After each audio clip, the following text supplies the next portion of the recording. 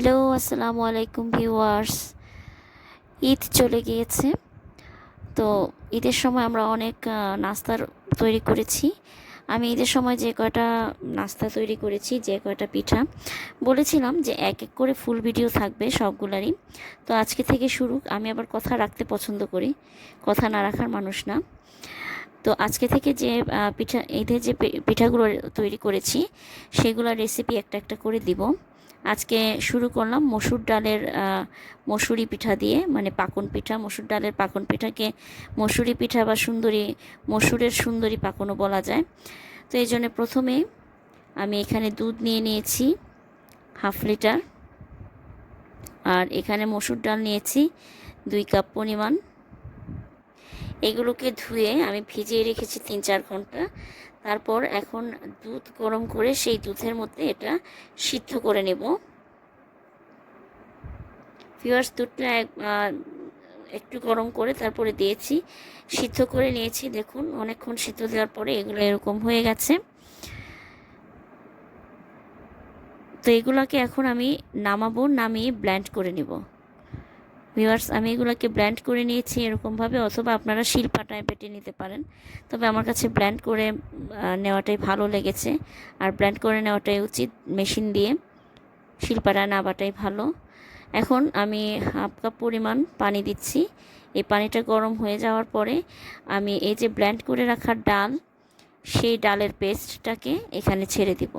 ডালটা কিন্তু ভিউয়ার্স আমি দুধের মধ্যে ফুটিয়ে নিয়েছি, একদম সিদ্ধ করে নিয়েছি, তারপরে ব্লেন্ড করেছি। এখন এটাকে পানির সাথে মিশিয়ে একটু জাল করে নেব। যখন চুলায় একটা বলক আসবে তখন এর মধ্যে আমি ময়দা এবং চালের গুঁড়া দিব। আর এর আগে আরেকটা কাজ করেছি, এটা অপশনাল। আমার বাসায় একটু ফুড কালার ছিল, বাসন্তী একটু রং দিয়েছি, এটা কালারের জন্য, আপনারা নাও দিতে পারেন। এখানে চালের গুঁড়া দিচ্ছি আমি 2 কাপ। তারপরে আমি ময়দা দিব।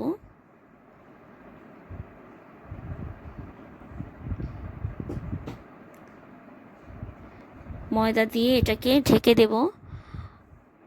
15 থেকে 20 মিনিট আমি এটাকে একদম কম আঁচে ঢেকে রাখবো। তারপরে ঢাকনা তুলে এটাকে এরকমভাবে চুলায় রেখেই একটু নাড়াচাড়া করব।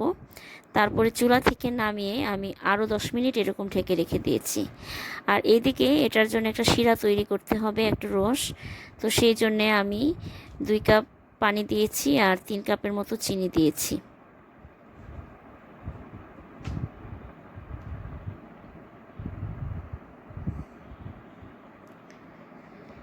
চিনি দেওয়ার পরে এটাকে একটু চুলায়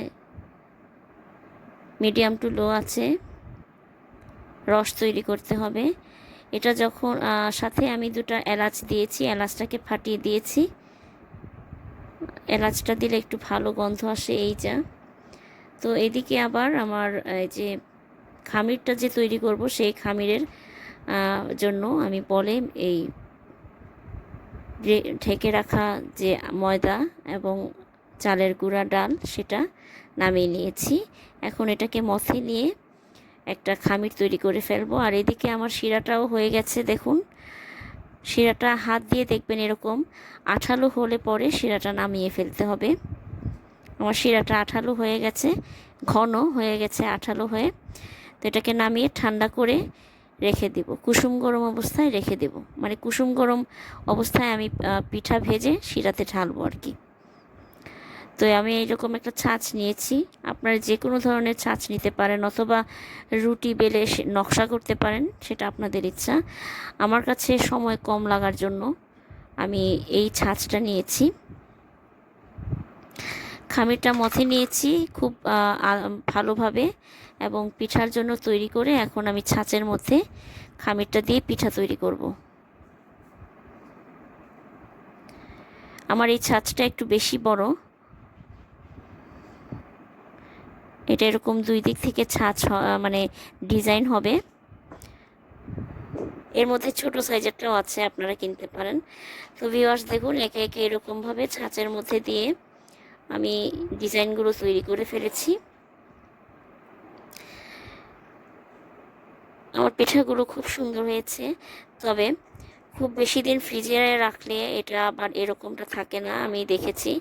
জানি না কেন আমার এরকম হয়, আপনাদের হয় কি না জানি না। আমি এই পিঠাটা যখন বানাই তখন 2 থেকে 3 দিন পর্যন্ত খুব রসালো অবস্থায় থাকে, কিন্তু যখন এর পরে চলে যায় মানে ফ্রিজে রাখা অবস্থায় আর রসটা থাকে না, কেমন যেন একটু মানে শক্ত হয়ে যায়।